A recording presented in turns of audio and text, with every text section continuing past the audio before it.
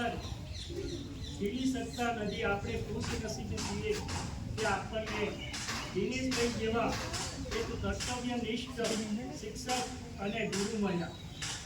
આજે આપણા પ્રિય શિક્ષક એ અહીંથી વિદાય લઈ રહ્યા છે ત્યારે આપણ બધાને ખૂબ જ દુઃખ થાય છે.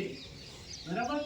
તો કે સુખની વાત એ છે કે દિનેશભાઈ સાહેબ એ પોતાના જિલ્લાની અંદર અને પોતાના વતનમાં જઈ રહ્યા છે. એ બાબતનો આપણને આનંદ થાય છે.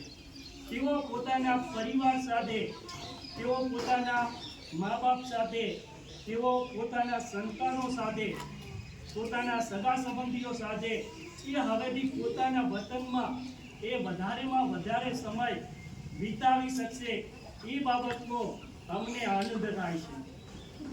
તો કે દિનેશભાઈ સાહેબે આ શાળાની અંદર 18 વર્ષ કામ કર્યું અને આ 18 વર્ષમાં એમને કેટલાય બાળકોને શિક્ષણ આપ્યું, ભણતર અને ગણતરના પાઠ શીખવાડ્યા, સંસ્કારના પાઠ શીખવાડ્યા.